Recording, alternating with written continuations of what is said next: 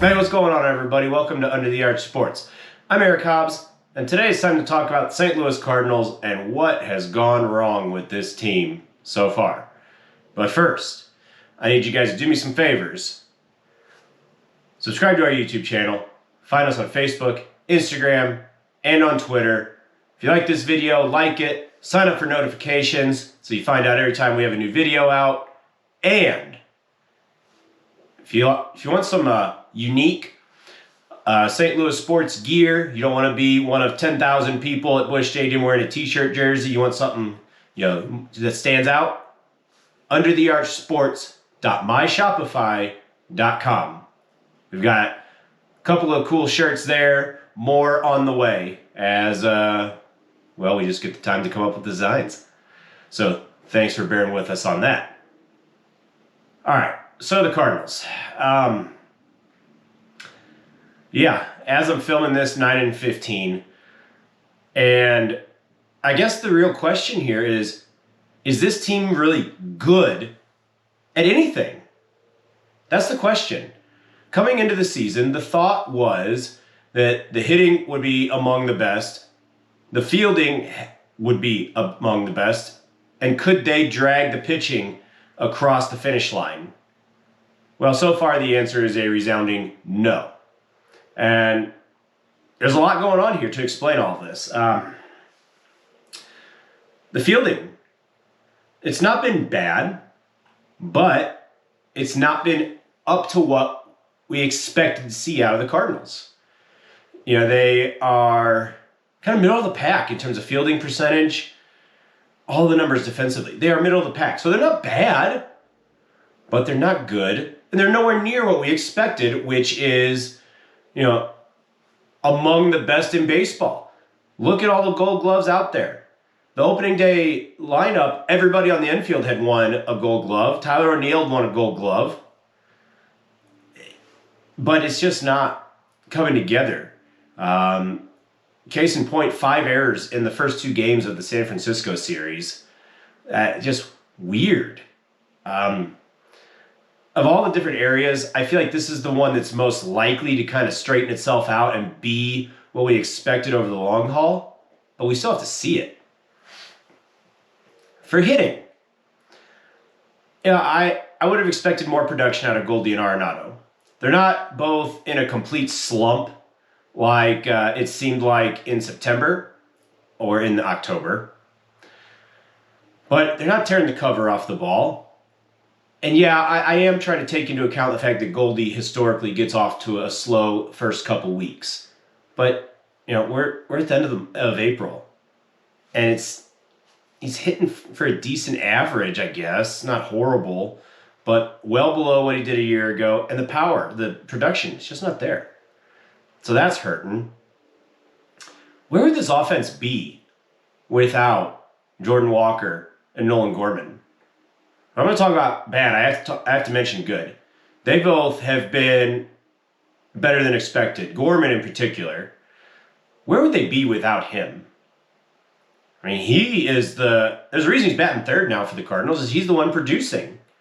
So we'll see if that ends up being a permanent switch. I personally like it, if for no other reason that it mixes up lefty-righty. You have a lefty in between Goldie and Arenado. So just so it makes the opposing manager think just that extra little bit. I like it. But even with that, it's not like the lineup is all of a sudden tearing it up. And then there's the pitching. Well, we knew the pitching was not going to be good. We hoped it would be enough. We were hoping for decent. We've gotten anything but. St. Louis Cardinals through 23 games. This was after Monday's action. They had a team ERA about 4.5. And Buster Olney dug up some stats, and I believe it was 4.48 was the number. And he asked, how often had the Cardinals had a team ERA that high? And he went back like 15 years or something. And for full seasons, it was single digits. There were years where there were 0 games. it was only like 2021 where it was double digits. And then this year, 21 of the first 23 games, the team ERA was that inflated. And that's not a surprise because nobody is really pitching near their potential. Miles Michaelis, probably the biggest disappointment. Steven Matz, I think this is what you're getting. I think that's a bust of a signing, and I think everybody looking back, it was like, oh, okay, well, he's left-handed, but who is this guy? Why are we paying him so much money? That was the correct response, it looks like. Jack Flaherty, last start or two, coming around. So there is that, but he is still only once every 5 days. Everybody else is imploding, and even Flaherty, he's just not efficient with his pitch count, so he's not going much more than 5, maybe 6 innings before you're having to turn it over to the bullpen. Then you get to the bullpen, Jordan Hicks has already just proven himself a complete liability and waste of a roster spot. I would DFA him. I don't care. I'd be done with him. I have given up on Jordan Hicks. I don't think he belongs on a Major League roster. I will die on that hill. And then I personally think the wrong pitcher is closing games. I understand Helsley was an all-star last year. But for me, Giovanni Gallegos is more proven. And I think this is a case where the organization just kind of was behind in turn. They spent so many years trying to find a closer. All right, everyone has a flamethrower. Let's find a flamethrower. Helsley throws hard, and he was the closer. I really don't care about throwing 100 miles an hour. I care about who seals the deal more than 3 out of 6 to begin the season. Ryan Helsley, a little bit of Jordan Hicks. It's almost like he's too concerned about throwing north of 100 miles an hour. He has no idea where it's going to go.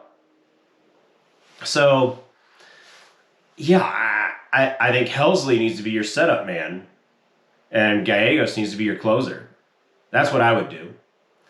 But even getting to them in that bullpen, as I mentioned, Jordan Hicks, you have Drew Verhagen, who's okay. You have Stratton, who's okay.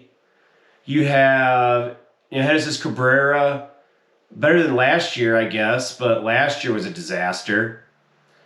Jury's still out on him. Name me an arm in the bullpen aside from Gallegos that you feel truly confident when they take the mound. I can't think of anyone. And I've ragged on basically all the players. Coaching staff isn't getting off scot-free on this either. Turner Ward, Dusty Blake, both look like their first year, honestly. I'm willing to give Blake a little bit more slack just because we knew going in that the talent just was not there on the starting rotation. So he doesn't have as much to work with, I don't think. And even Ollie Marmol. There's times where he looks really good. When he looks like he's pressing the right buttons. The one that stands out is Tuesday's game. Pinch hits Tyler O'Neill in place of Lars Nootbaar in the leadoff spot in the top of the 8th. And it's like, okay, well, questionable. First pitch, and O'Neill hits a double off the wall, 2-run score. Cardinals have a 2-run lead that should have been safe if someone besides Helsley were trying to close the game. So that looked great. But I kind of think Ollie Marmol is too worried about proving himself. It's almost like he's got too big of a chip on his shoulder to be as effective as he could be. And I think it's affecting the clubhouse. I have no inside information, but that's kind of what I think. I think everyone's on edge because he's out to prove himself.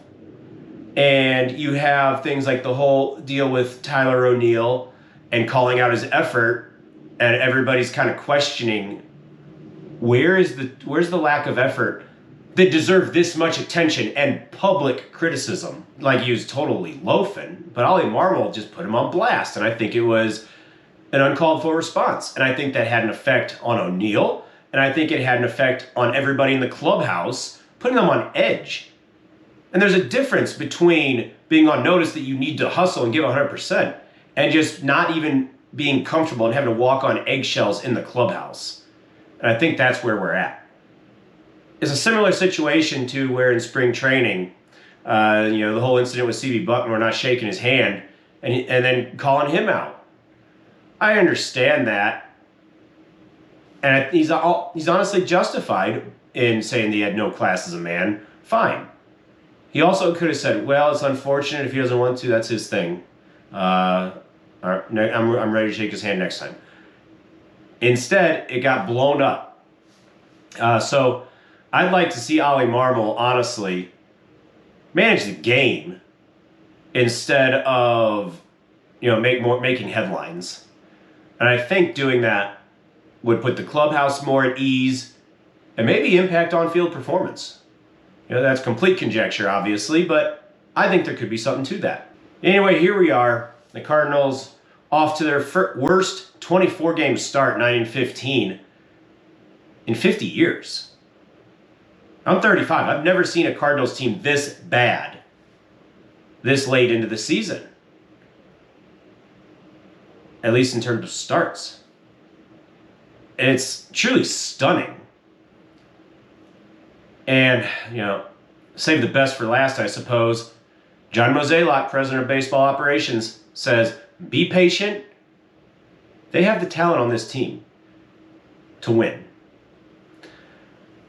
That's going to be a statement that I think gets reposted over and over throughout the season as this team continues to lose. I really think that's what's going to happen. I don't see this team going anywhere. I think they are in a big enough hole in the Central already, as well as Milwaukee's playing, that I think the Central Division is almost out of reach already. And if that's the case, you're talking about a wild card, not even... we get to Memorial Day and this doesn't improve, they're going to be 10 games out of a wild card. And yes, I understand 2011 happened, but that's what made it so special, is because of how crazy it was. Anyway, all of that to say, Cardinals really aren't good at anything right now, to answer the original question. That's all I've got for this video, guys. Thanks for checking us out. Under the Arch Sports, we've got you covered for everything in the world of St. Louis sports. Under the Arch. See you guys next time.